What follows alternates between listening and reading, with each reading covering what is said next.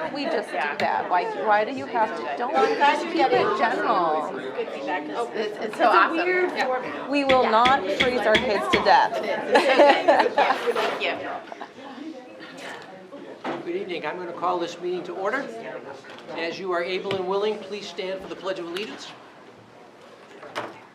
I pledge allegiance To the flag of the United States of America and to the republic for which it stands, one nation, under God, indivisible, with liberty and justice for all. Good evening. Thank you all for coming. Thank you especially to the folks who came to both of our workshops this evening. That was much appreciated. Thank you. Our first order of business is always the opportunity for public comment, and we do have someone who has signed up to give public comment, so please begin with your name and town, of course, and you know the rules. Good evening. My name is Lee Peak. I'm from South Berwick. First, I just want to say a giant note of appreciation for the board generally, but also for running a public session around the hiring for the superintendent. And I understand the urge to keep the hiring committee small. That would be my inclination as well. So I'd encourage you to think about by what process will you understand the community's priorities regarding this hire? Can there be a proactive process versus not that any of you are passive human beings, but not a passive process where you just assume that people will reach out with their priorities, whether that's, I even thought the public could submit questions that they think that the school board or the advisors might want to ask. I also think it might be interesting to have representation from the vocational side of the house. That is an increasingly important and popular area of the school services. And I think it's however that you think is appropriate in the process. Also, just consider balancing the communities, South Berwick and Elliott, whether that's in the teacher group or whatever, because I think the communities do have different flavors to them. The other thing is, at least in my line of work, I do a ton of hiring. We often have public job talks, which is another opportunity for someone to say, this is who I am as a potential superintendent. This is what I believe in. This is what matters to me. This is what I've done in my past. It's not to influence you guys, but simply to give the public a chance to meet someone ahead of time. Thank you for your time. Thank you. Awesome, thanks. Much appreciated. Okay, that moves us into the report of the secretary. May I have a motion, please, to approve the minutes of our last meeting? I move to approve the minutes of the regular meeting of Wednesday, December 3rd, 2025. Second, Rebecca. Thank you. Comments or questions? Okay, all in favor? That's 5-0. We have minutes. Next is the report of the chair. I have 3 things to talk about. First, we did have our meeting with our town officials on 12/10, last Wednesday. Briefly, I'll look for my notes, and Heather, you were in attendance as well. I forgot my notes. Well, I'm sorry. Then I'll go through mine. South Berwick went first and talked about budget process. They're starting their meetings for budget. They're allowing extra time because they have 3 new counselors on the council, so that's going to take a little bit of time. Tim talked about, or actually it was Jen, Tim was not there, talked about the town hall renovations and the contingency fund that was required, and in fact that meeting happened last night, the town meeting, and the contingency fund was approved. And I think that was pretty much the discussion for South Berwick. Elliott talked about their budget process, which is a little bit further along than in fact they're finishing the budget process now. It has to be to their finance committee by the first week of January. And they've factored in things like 3.5% for raises. Mike put in a placeholder number for what he thought the district contribution to the taxes would be. And I think he factored in a recognition that we're all facing the potential of substantial increases in medical insurance costs, health insurance costs. He also pointed out that as they've implemented the new features at their new town hall, that tech costs are soaring as well. And he was looking to consolidate platforms Actually, we talked about the possibility of consolidating phone services as at one place that we might look at going forward. He did mention that the Hammond Park project the unveiling is going to be soon. And they're all very excited about that down there. Those of you from Elliott, sorry. I'm excited. I'm excited, yeah. Yes, we should all be excited. And then, of course, it was the district's turn to talk, and we talked a little bit about the early storm school cancellation that we didn't expect, but that happened, and that it went smoothly. And we talked about where we are in our budget process, which is we're in creation phase now, and as the towns are, we're worried about health insurance. So that was pretty much it. It was a good meeting. Thank you. Always good to have those conversations. Secondly, the board conducted 2 workshops. A few of you were here for both of those.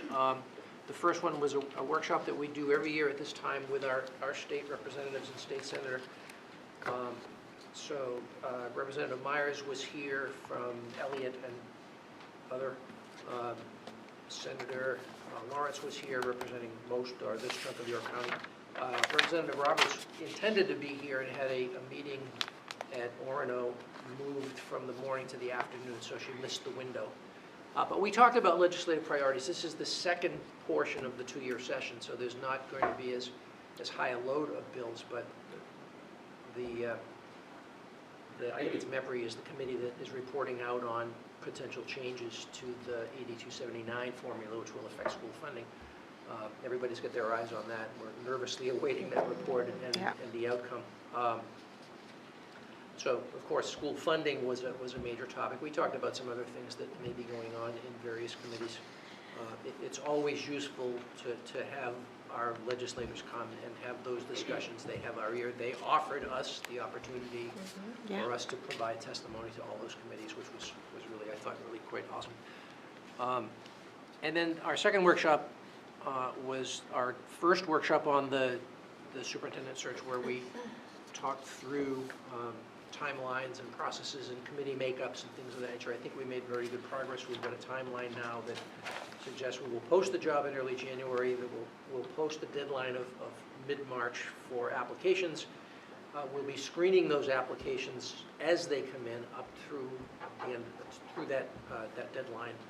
And then we'll hope to conduct our interview process in the 2 weeks of late March. And if all goes well with that, we'll have an early April offer potentially for a July 1 start. We talked about the advisory committee. The board will be the principal hiring committee, as is our responsibility in law. We're going to constitute an advisory committee that will include building principals and put the thing away, so let me see how well I do. Various people from the central office who are in leadership roles, 3 teachers from elementary, middle, and high school levels, and a mix of QEA and not QEA.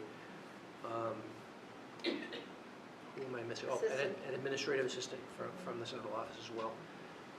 They will conduct a separate set of interviews with each of the candidates that we bring in, and then provide advice to the board, who will make the final decision. So we hammered out a lot of stuff. We're going to post it on SchoolSpring / it's now called Power Schools, we think, and also potentially on Serving Schools. So we hope to get a good candidate pool. Can I add something to Yes, that please, too? by Just all like means. just one thing, just because of the public comment we just had, just letting folks know that there is intention to organize a community. What do we call it?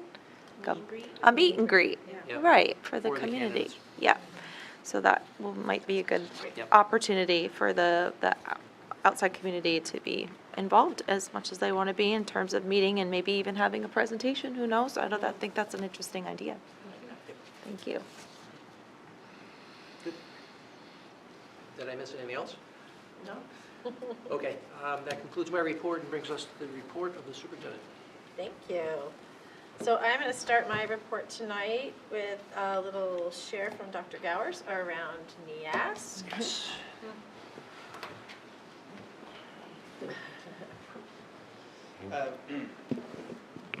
Well, yes, I want to provide a brief summary and update on where we stand in the NEAS process, having just completed our visit from the visiting team and the submission of their report. Wanted to say a little about the process and where we are with it, and this should work. It does, look at that. Little overview of sort of timeline that NEAS operates on and where we are within it, as well as there's kind of 4 areas outlined there. Firstly, the foundational elements that the visiting team were looking at when they came to visit our school. What we had identified as our priority areas and where we were in taking action toward them, but also what we've laid out we would like to continue to do. They also consider, the NEAS considers the entire school as a learning organisation, extent to which we are a body which takes seriously the idea of high quality learning and continuous growth. And they also leave us with commendations and recommendations. So there's a lot in the process, and I'll try to get this done as quickly as we can. This is a decade-long process, although it's Marshwood High School, so what would have been a 10-year process took about 14 years because we got to COVID. And so usually it's you get a 10-year cycle, and then around 1, 3, and 6 you submit reports, and then you're building up towards what's called a collaborative conference. And we was delayed in our process. So also this is about a lot of paperwork. So November 2023, this 75-page odd report was committed and submitted to NEAS. And then, as a consequence of that, there was a collaborative conference where people came to the school and talked to the folks here about what we said we were doing, what our priority areas are. And then we go away and write another report, a smaller report, which is this one here, submit it back to them. And then they come back for 3 days, and they spend 3 days in our community talking to everybody. And then they write a small report called a debriefing report, which they deliver to us. And then they submit a visiting committee report. Into the mythical portal, which I logged on to the other day, and it's actually there. So thankfully the work is all done by everybody, and the paperwork can end. But I think for all of us at this point, before I actually go into it, a huge thank you to everybody involved, particularly within this school community, and particularly the folks at the high school, the steering committee for that, Matt and Oceana and Tristan, and because he's sitting right there, Josh and Vinny, who are the chairs of that, particularly all the work that went into this process. It's not short, it's not easy, but it is incredibly valuable. And I just wanted to say at the outset, really, as we've said, it involves a 10-year process. So why do we do it? What's the point of doing it? I think this is language which is actually taken from the NEAS side, but there's like an outside in and an inside out way of answering that. I think when you talk about a school that's accredited, then from the outside in, I think what that means is you can get a good sense that this is a community which has been evaluated by other educators, who means you don't just have to believe what we say we're doing. Other folks come in to validate it. There's something about that accreditation process, about transparency and what we say we're doing, and we are true to our word. So that's really good, I think, for families and community members to know why we take the time to do this kind of thing. And there's also an inside-out benefit, which is it's a hugely self-reflective process. There was a huge amount of surveys, discussion, focus groups, meetings, which is incredibly healthy for this learning environment to go through, to really evaluate what we do well, what our areas of growth are, what our areas of strength are. So it is a long and drawn-out process, but it's incredibly valuable and certainly worth quite literally the paper that it's printed on. So we are here. We just had our decennial accreditation visit. We had 6 educators who came from Maine, Massachusetts, and New Hampshire. Our chair was an English teacher, Patricia Rocha from Dedham, Massachusetts. They were here for 3 days, and they certainly did a great job of taking the time to meet everybody, to talk with everybody. They talked to students a number of times. They were in our classrooms. They talked to our groups. They talked to administration. They talked to the members of the board. They really had done a great job, I think, of really getting a sense of what we said we were doing and also validating that and giving us some advice as well. They spent some time to give us that debriefing report, and then they sent that on to the committee from there. And what we're waiting for now really is the fact that the Accreditation Commission will actually sit and evaluate everything, and they'll probably sit in March. So we'll find out before the end of the school year where we actually stand with respect to our accreditation. We can't prejudge things, although we certainly did not get any indication that we have anything to worry about. But hey, we'll leave it in the hands of those accreditation chairs. So I wanted to just briefly sort of summarize. There's 4 things. Certainly what they're doing, partly is they're coming to look at what they call these foundational elements of us as a school. Really this idea of the learning culture in the building. Is this a safe building? Is it a supportive building? Do we have core values in this building that we ascribe to? It focuses on student learning. Are there written curricular documents? Do we have scope and sequence plans? Are they updated? Are they reviewed? It focuses on our professional practices. Do we have a school improvement plan? Do we sort of know where we're going? And are we true to that? Do we have also across our learning supports, are there intervention strategies for all our students? Are we have mechanisms to ensure that all of our students find success? Do we have robust GT programs, IEP support, support for students with accommodations? And finally, the learning resources in the building as well, which part of that is the actual physical location, the school site and plant. Is this a safe building? Is it a up-to-date building? But also, do we regularly do fire drills, ALICE drills? Do we take seriously that part of things as well? So there are these sort of subcategories of those foundational elements, and I think for us, a really important note is that when they came in that collaborative conference, they noted that we had met 5 of the 6 of them. And a lot of the work which was done since 2023 was about developing that 6th one, which is all the work which everyone did around the vision of the graduate work. And that's a huge thing which was undertaken by everybody in this community to actually lay out what the core values are. And that's a huge thing which was done, and a huge thing they had to come and actually check up on as well. So we were 5 out of 6 previously, and I can state that now we are 6 out of 6, which is a great news for everybody, and not just in the sense that we meet or don't meet a standard, but also what they based it on. They certainly, as you can see there, they find this to be a safe and supportive learning environment. And they pointed to the work we've done in expanding BAR at the high school, in the work we're doing with restorative practices, in the student affinity groups that they met and we talked about, in the counselling community here, all the ways in which we're acting as a very supportive and actually are a safe space for students and adults in the building. So a safe, socially and emotionally safe environment for students and adults is how they placed it in their report. That we do have a written document describing our core values, and I think what's also good about NEASC is it's very much like the improv version of yes and. So it's like, yes, you're doing this, and also consider what else you might want to do. So we definitely have core values. We have beliefs about that. And what they were also prodding us to do is to make sure that we create systems and structures to ensure that our students have the opportunities to meet it. We definitely have a written curriculum, but again, how we're thinking about that aligning with the vision of the graduate as well. That creation of that document is really helping us to think about everything aligning with it, and also how we have project-based learning assessments in the building as well, how we're also working that as a part of our written curriculum. And those last 3, yes, we have a plan, school improvement plan. I'll come back to those priority areas in a second. They did make a point about the intervention strategies at the high school, that we do have intervention supports, but we can work to expand those and really properly systematise them across the building. We have definitely spaces students can get support, but have we thought about properly systematising them, expanding them, really developing that out? That's a huge thing for us to think about, and the progression from Tier 1, 2, 3 across the entire building is a recommendation for them as us. And as it says at the bottom there, we are definitely a school facility, which is well maintained and complies with all federal and state laws, which is important. We had identified 3 priority areas. And what they do well is they come in and they say, what only are those areas, but what have you taken actions between the previous visit, collaborative conference, and now? And what might your next steps be? And that collaborative conference had articulated that idea that we'd have written document around the vision of the graduate, that would expand opportunities for students to lead their own learning, to set goals, to reflect upon the results, and to provide experiences that are personalised and authentic. And lastly, to develop programming to increase student engagement in the classroom and the school community. So the team were able to come and visit and take a look at what we've done about that and what might be our next steps as well. And the next step part actually is one of the most rewarding aspects of when the NEASC team comes, because they're able to say, hey, you're thinking of doing this. Have you thought about the fact that our school did that? We might have resources for you.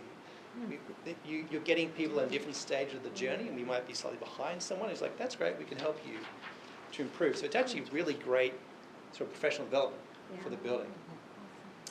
As they recognize the actions we had taken, that yes, the growth the school had achieved in actually articulating the vision of the graduate, and not just that, but the collaborative structures around that, which is working in support of that idea, which are going to impact student learning and also the learning culture of the school as a whole.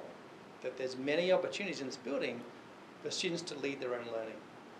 If you look at ELOs, there's about 50 to 60 students taking an ELO. We have students who are doing independent projects. We have students in classes doing projects. We have students taking dual enrollment classes. We have students doing independent study. Across this building, there's tons of places where students are actively leading their own learning, and that's something for us all to celebrate in the way in which our classroom is here, but also outside the classroom as well. Field trips, for example, as another part of that.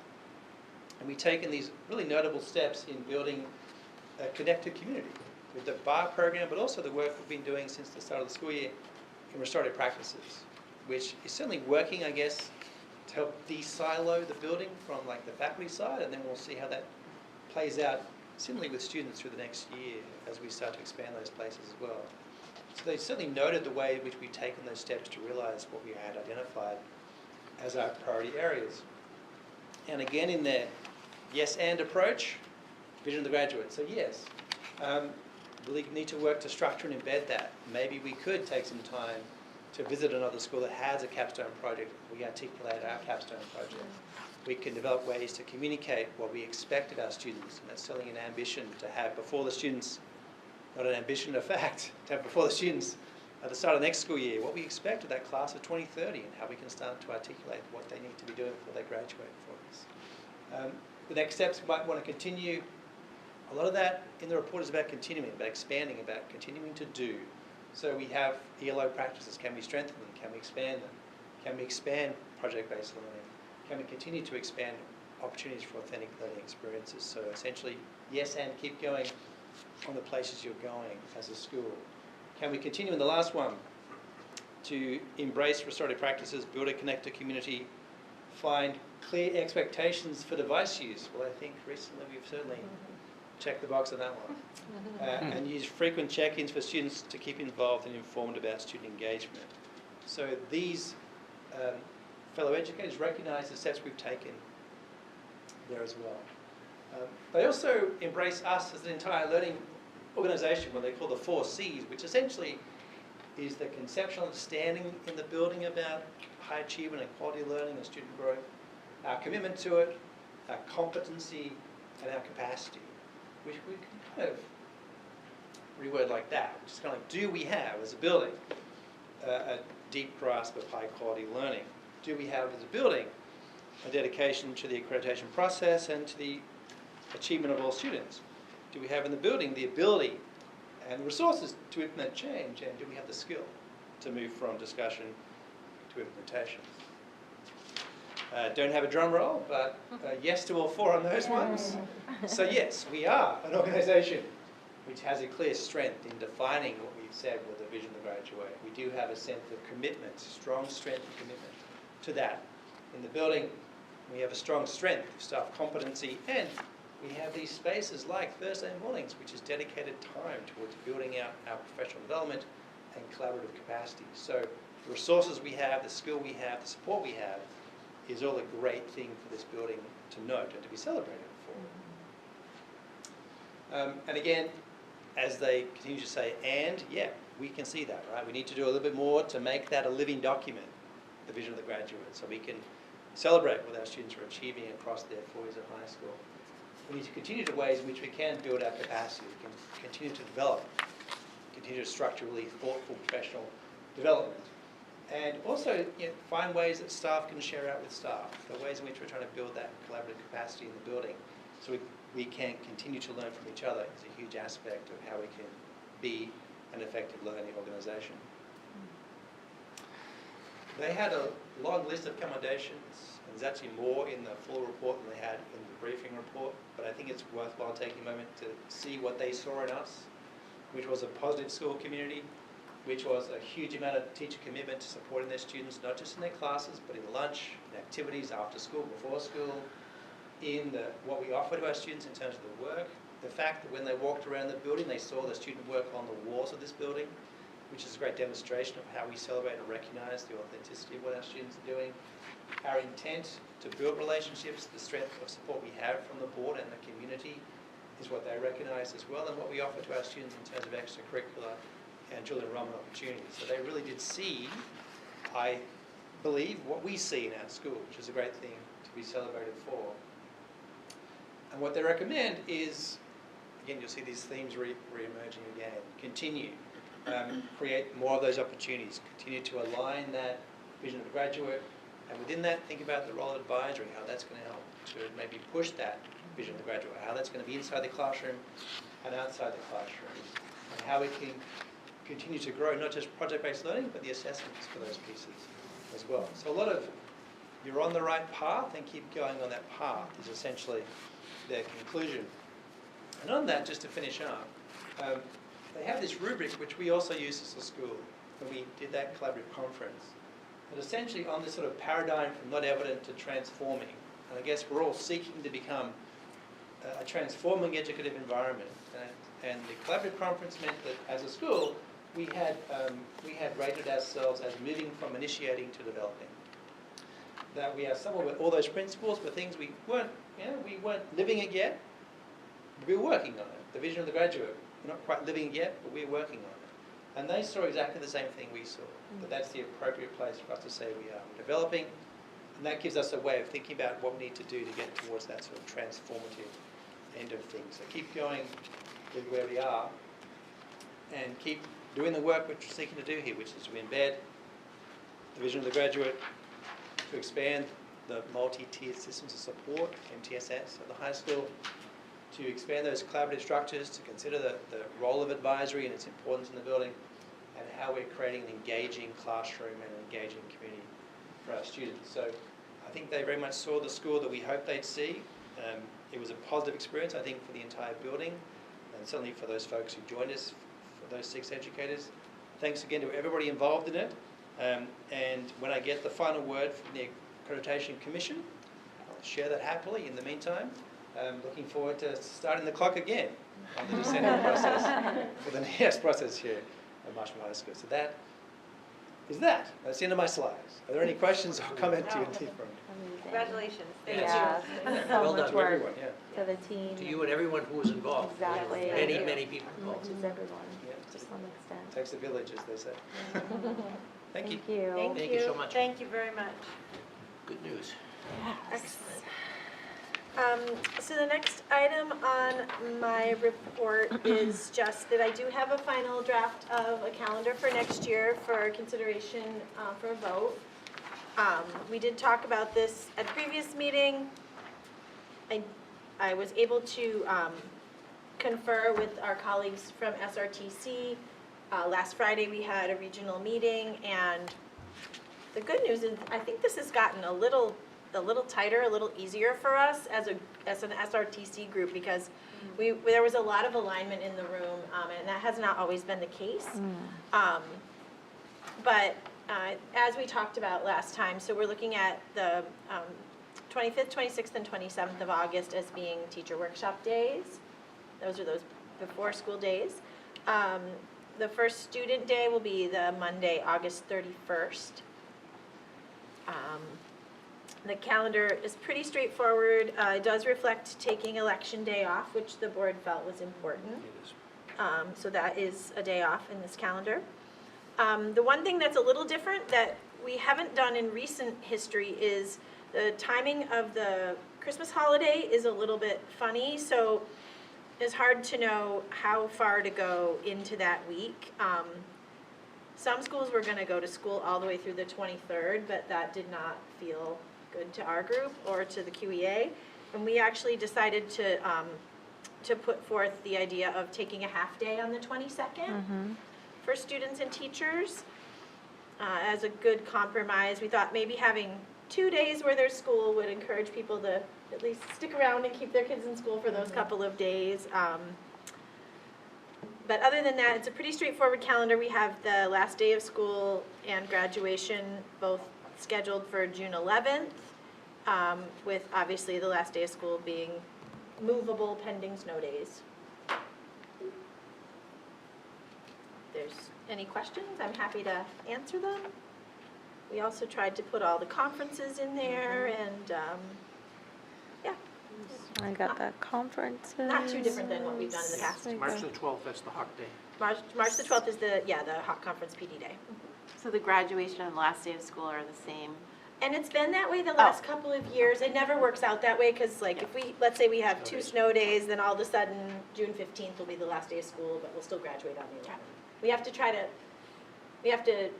Seniors have to get 170 days, so they can only have 5 days less than the rest of the students. We have to navigate that a little bit. That sounds good. Yeah. So this will be on our new business agenda Yes. to approve this for,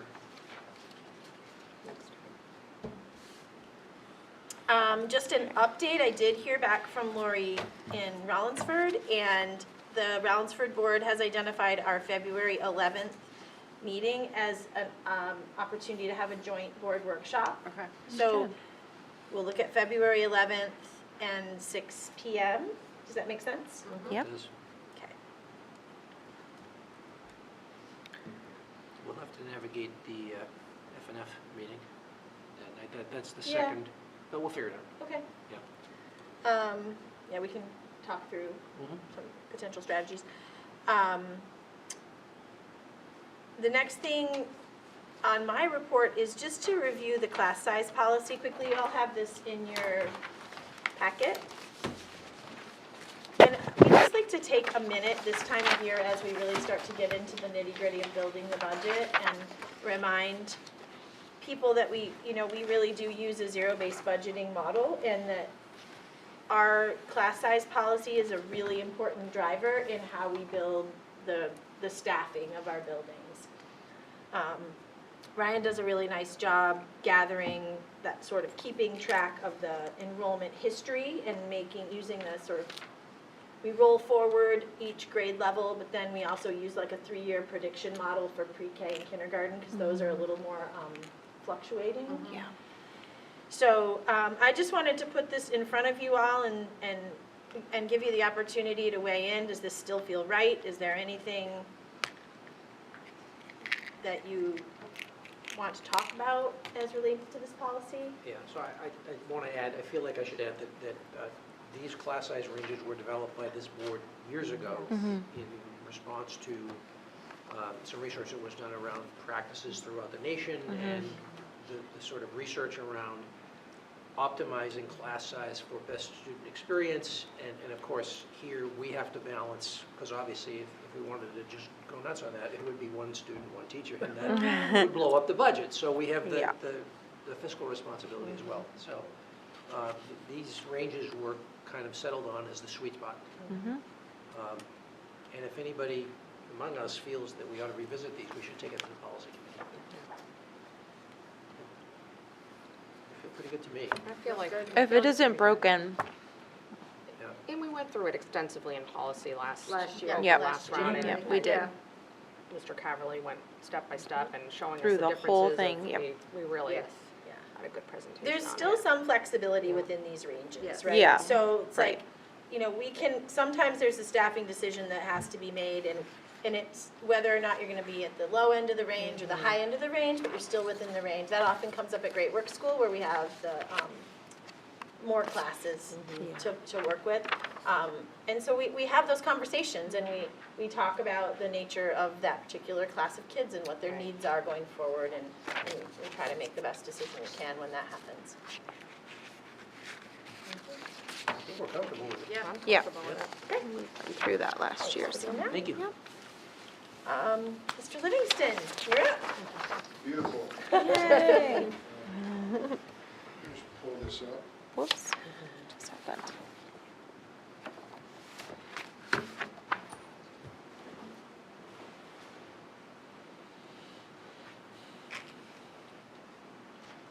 All right, I'm just here to seek board approval for a board and school-sponsored excursion for 26 of our students to Copenhagen, Denmark, as opposed to a non-school-sponsored excursion. It would be an overnight. This is a group that is 26 students, mostly juniors, 1 sophomore, and 7 seniors. It's a continuation of our partnership with Rustenstein Gymnasium in Copenhagen, Denmark. It's a 10-year partnership. They've been here 8 times. We've hosted their students 8 times in our community. This will be our second trip to Copenhagen. And students, 2 years ago, fortunately for us, it was the week after April vacation, so our students missed a week of school, but they were actually in school in Copenhagen. This year, their Model UN is during our April vacation, so our students are choosing to spend their April vacation going to school. So we'll arrive there on Sunday, April 19th, the first Sunday of our April vacation. We'll spend the day, and when I say we, it's 26 students and 2 other chaperones, including Holly Cleary and Heidi. And so we'll spend the day by ourselves, getting over the jet lag and whatnot. And then that week in school will be a field trip that will be chaperoned by their Danish teachers. They'll show us the lay of the land. And I'm already talking to their chaperones about what we might want to do. They have a physical geography teacher who will be one of the chaperones that will be coming here next October. And so beginning to maybe look at how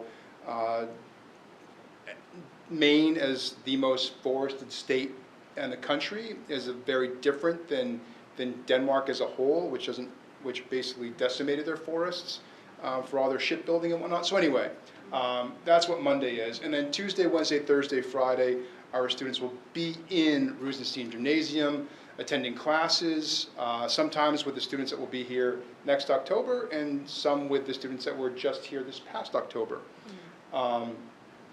Wednesday, they'll just do some shadowing of students, and at that time, Holly, Heidi, and I will attend a UGen conference. The UGen is their United Global Education Network, which they created during COVID. They've had several remote Zoom conferences. Heidi and I attended their 8th one on last Friday, and they're going to have an in-person UGen conference that we'll attend. And that just speaks to the robust partnership that they're creating, not only with us, but with schools from around the world. So we'll be there with schools from 10 different countries. And so our students will have that opportunity to work with those students, and we'll have an opportunity to learn from them. So just as Richard spoke earlier about how it's great to get feedback from other educators, having gone there 2 years ago and just having spent time with teachers in the UGen conference, you just learn a lot and you can borrow a lot and gain a lot. Like it was an AI conference that we attended last Friday, and there was just so much information that other schools are doing. And some schools that are very much further along in the process of developing AI procedures and policies that we can learn from and borrow from. So it's enriching not just the students that are going on the trip, but I think our building as a whole. And then the reason we go at this particular time is because our students are going to participate in Roosmoon, which is Rusenstein's Model UN. And there are 400 Rusenstein students that participate in the Model UN, and then at least 100 students from, again, around the world, including our 26 students who will participate in the Model UN. There's an opening presentation by one of their government officials, and it's a student-led Model UN, and it's a 2-day experience. And our students had a fantastic time doing that 2 years ago, and they were really successful. And then the weekend, they'll have time to spend with their host families and experience Danish culture, and then we'll depart from Copenhagen in the afternoon and get home 2 hours later in Boston, and then so that's the one day. That's the one school day that we'll miss, and then we'll be back in school on Tuesday. And this partnership has created a lot of, I think, positive outcomes for our school. And now we have a Global Citizenship Club that really has supported our exchange students. We have 4 of them this year. Based upon their interests and their desires, we're going to have a school dance and bonfire at the end of January. And there's Felix from Belgium is going to DJ that dance. Oh, cool. So there's just, it's created a lot of opportunities and growth for us. So yeah, just would like this to be a school-sponsored excursion and instead of a non-school-sponsored excursion. So. Cool. Anybody have any questions? Thank you. Yeah. That's awesome. Do you happen to know how many other countries are involved in that 100-plus students that are contributing to the Model UN? Is four-ish, It five-ish? varies year to year. Okay. It's usually like 10 to 12. Oh, okay. So there'll be schools from, there'll also be schools from Massachusetts, right? Canada, Argentina, Germany, Poland, India, Korea, possibly Uganda. But it varies year to year. So we went 2 years ago, but not last year. So, Okay, yeah. great, thank you. Yeah, thank you so much, Thank Mr. you. Livingston. My daughter went 2 years ago, had a fantastic experience, and yeah, thank you for just stepping out Yeah. and doing this. It's just so valuable for all of our students and our community, so thank you. You're welcome. So we'll have a vote on that as well. Okay, Yes. all right. Thank you. You're welcome. So I just wanted to share, Dr. Gowers already gave you an update for Yes. tonight, and Mrs. Goulet is not able to be here tonight. She had she was out today for a medical reason. So she sent an update that I'd just like to share with you. You have a copy in your packet, but she just wanted me to share some exciting things that are going on at Marshwood Middle School. 7th grade students participated in a unique learning experience with Ken Hamilton, a renowned Native American scholar and historian from Corinth, Maine, who presented a living history display. Marshwood Middle School students showcased their talents through an outstanding band concert, participation in the community tree lighting, and holiday caroling at Enzo Benzo. I heard it was packed. Oh, cool. That's cool. That's awesome. The Marshwood Middle School cheering squad has been a positive presence at basketball games, entertaining fans and building school spirit. On that same note, Spirit Week is underway, beginning with a snow day and continuing with themed days, including Ugly Sweater Day and ending with Pajama Day. The Student Council is hosting a free movie night for all students, including complimentary popcorn and hot cocoa. This week will conclude with a Hawk Pride Assembly, recognizing students who demonstrate exemplary responsibility. The 6th grade students will continue their annual Iditarod study by adopting an Alaskan musher and creating 100 handmade booties. They're making the little boots for the dogs. Oh, cool. Which is super fun. Staff and students and volunteers connected with the musher via Zoom and learned about the extreme conditions 21 below, Oh, wow. where the booties will come in handy. And so that's been a really cool little hands-on project. And Christine just apologizes for not being able to be here tonight, but hopes everybody has a great holiday. Great. Thank you. Thank you. Good stuff. And I will turn it over to Zora. Thank you. So for sports and athletics, this week and next week, kind of to summarize, our track team will be bringing 4 athletes to the Beantown Winter Classic, which is an invitational in Boston this weekend. And that's like the top athletes from all of New England, so it's really amazing that we get to bring 4 people this year. And this weekend, wrestling is also going to be having, taking, I'm not sure how many people, but they're going to the Lowell Classic tournament, which is also kind of in the Boston area. And on the 22nd, boys varsity is playing against Thornton Academy for basketball. So is girls varsity. And ice hockey is also playing Cheverus on the 22nd.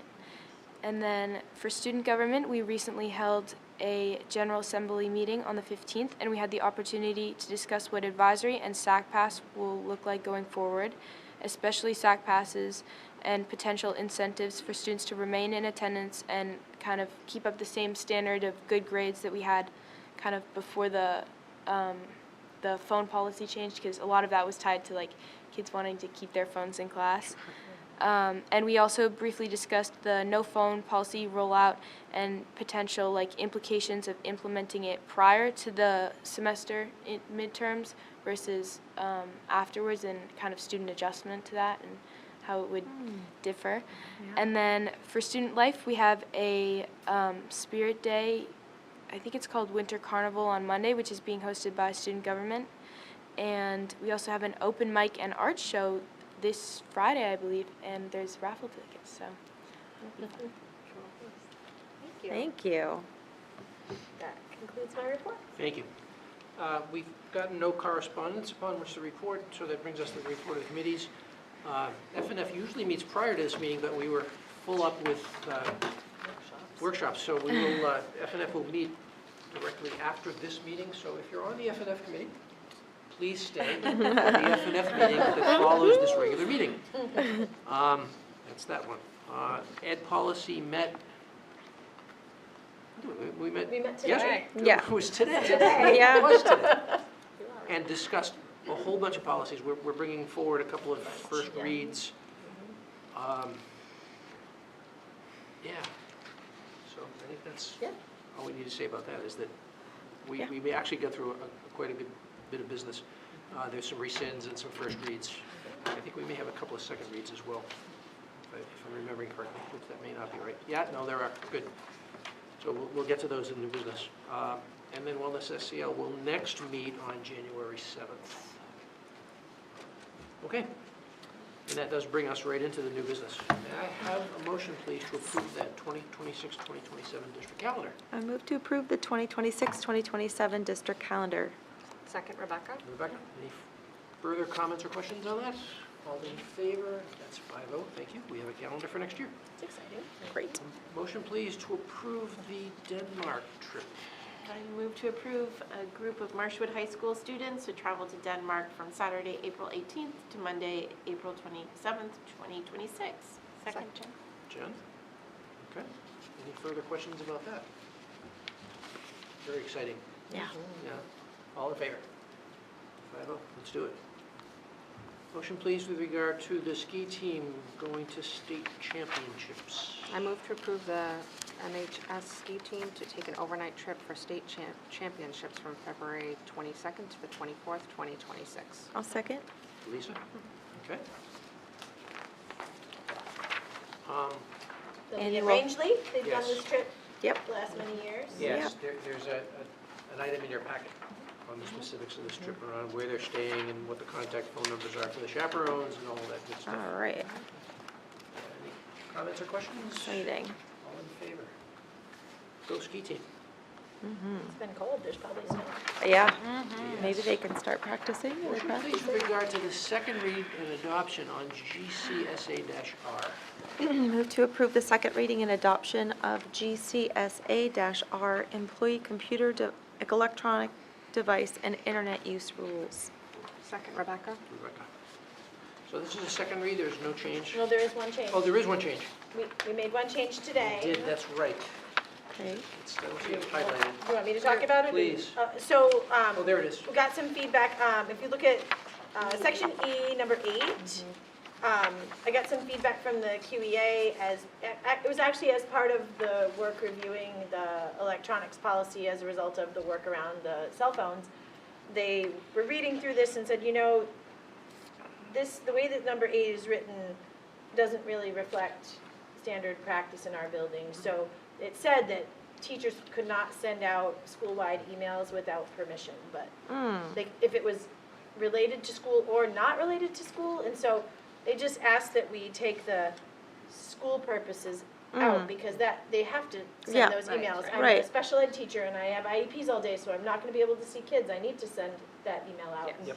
And that's just the way we do things anyway, so Yeah. it's obviously the teachers are very respectful about, they're Yeah. not sending out notices about their CAD or their yard sale, it's school-related business. Yeah. So, it's just a small change. Questions about that? Any other questions? All in favor? Okay, as amended, approved, thank you. It's 5-0. Motion, please, with regard to the rescind of policy JICJ. I move to rescind policy JICJ, student use of cell phones and other electronic devices. Second. Heather, thank you. We're rescinding this because it's duplicate of Yeah. the policy that we just passed. Okay. The one we passed replaces this one. Yeah. Comments or questions about that? All in favor? Okay, that's 5-0. And the second bit of housekeeping with regard to rescinding JIC-R. Consideration and action to rescind, I move to rescind, policy JIC-R, procedure addressing reports of dangerous student? Is that what that's supposed to say? Yep. Dangerous student, okay. Second, sorry. Heather, thank you. So the same thing, we were doing a little work looking at this policy because something came up, and we realized that we had replaced it with a new coded, a policy that had a new code, but we never rescinded this one. So we had two versions that were the same in there under two different codes. Oh. So we just needed to rescind the older one. Okay. That's good. So it's a Questions duplicate? about that? All in favor? That's 5-0, thank you. And a motion, please, with regard to the associated procedures or reporting form. Move to rescind policy JIC-E1, report of dangerous behavior by student. Second? Heather, thank you. Same thing. Yeah. This has already been superseded. All in favor? That's 5-0, great, thank you. Motion, please, now we're to the first reads, to approve the first read for the MSAD 35 Affirmative Action Plan. I move to approve the first reading and discussion of the MSAD 35 Affirmative Action Plan. Second, Rebecca. Rebecca, thank you. So there's going to be a series of 3 of these that this is about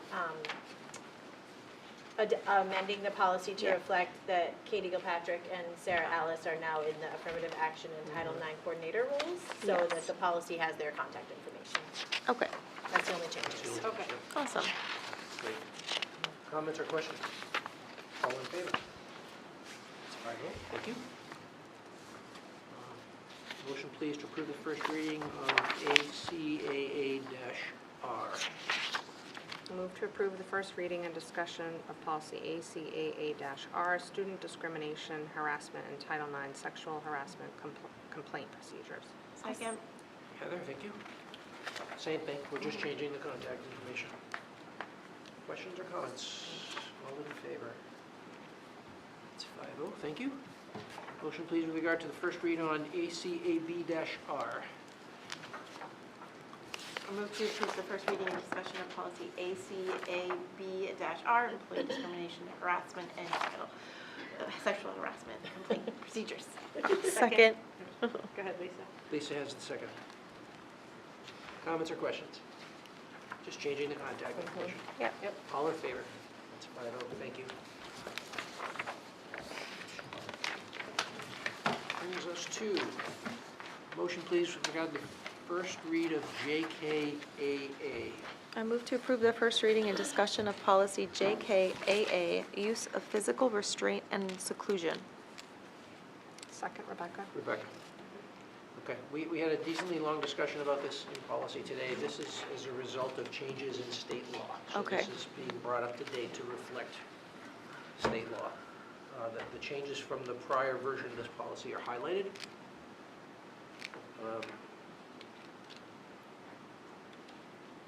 In the case of for instance, in definitions A, the removal of the voluntary is to reflect the actual wording in the statute. Ah. Gotcha. And added sections are also added by statute. Is there, oh, so are D and E added also? They're- No, Okay. those used to be C and D. Oh, I Yeah, see. We I added just, C, which is that a makes new sense. definition. Yes, I love under that. the statute. We've moved C to D and D to E, that's why the. Very the detailed. gets I love changed. it. Okay. Got it, got it.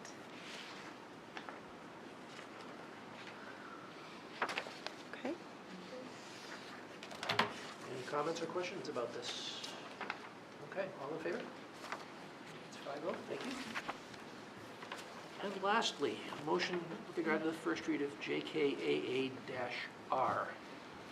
I move to approve the first reading and discussion of policy JKAA-R, use of physical restraint and seclusion procedure. Second? Heather, thank you. This is the procedure associated with that previous policy, which has also been updated specifically to reflect the new language of the statute.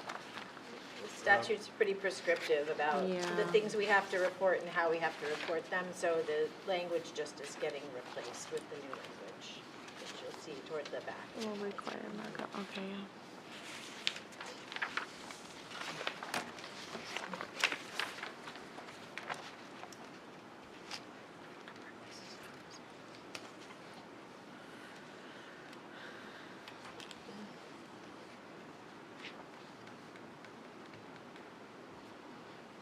you get to section B around incident reports, there's a number Yeah. of new things that are required by I see statute that are that, now being yeah. reflected in this.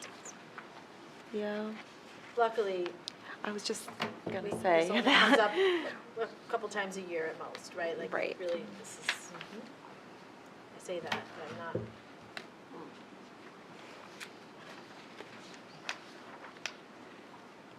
Right.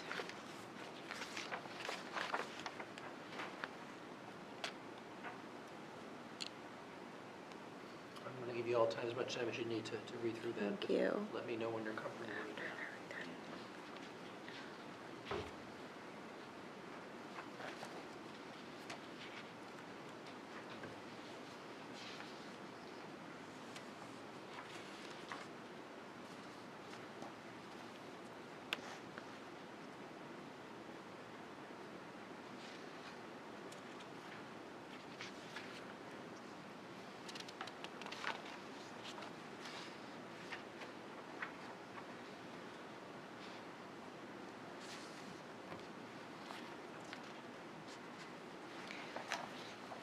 Who's this reporting to? Is that to the? We reported to the Department of Ed. To the Department of Ed, okay.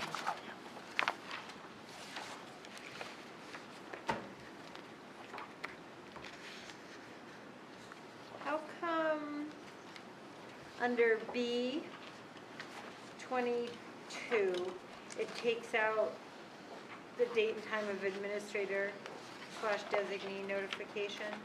Do they not need to be, does the administrator not need to be notified?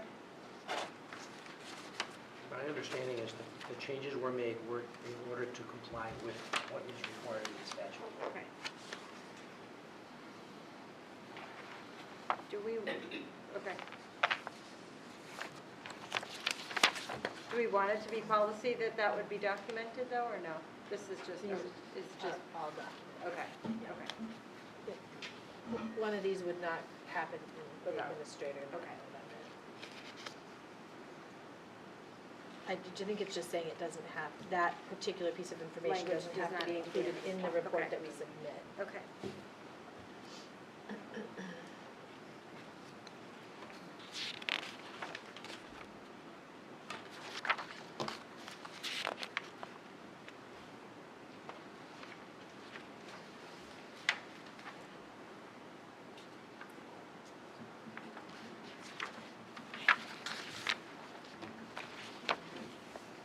I'm good. Okay, yep. Comments or questions? All in favor? That's 5-0. Thank you. We've gotten our building administrator check-ins already tonight, so we don't have to do that. Last thoughts from the board? I just wanted to mention that I attended, what did I attend? Last, I can't remember when it was. Sorry, guys. Okay. Restorative practice meeting, there we go. I was able to attend that here at the high school with the small group that showed up, and we had a really nice dialogue and conversation about where things are at. For those of you on that committee, a reiteration and a reminder, which I needed, that we are invited to all of those. And that is actually super appreciated, I think, when we show up for them to have that voice. Interestingly, that conversation crossed over, I guess, with the cell phone policy, for lack of a better word, curiosity from the high school staff, like what's going on. And of course, there hasn't been a plan because it's still in the works. So there was a little bit of, I wouldn't want to say angst, but just like, what's happening? When is it starting? What's going on? And so there was a conversation about that and how this tomorrow, that early start, when they have a chance to get together, they're going to be doing Responsive Classroom Circle like they were planning to, going over 5, the 5th piece of that. And then also after that, meeting together as a whole staff, so not just in circles, but as a whole staff. And Dr. Gowers is going to be talking about where things are with that, and just to kind of like set the expectations and hopefully create a little more, less Great. Yeah, less confusion. That's a good word. Thank you with my words. Helped. Thank you. Great. So, so I will be going to that. Jen can't go tomorrow morning. And you're not available. So I will be there in Carolyn's room. Yeah, okay. So I will report back on Thank how you that for that. goes. Excellent. Okay. I'll entertain a motion to adjourn. I move to adjourn tonight's meeting. Heather, all in favor? That is 5-0. We are adjourned. Thank you all for coming. F&F, stick around. Yes.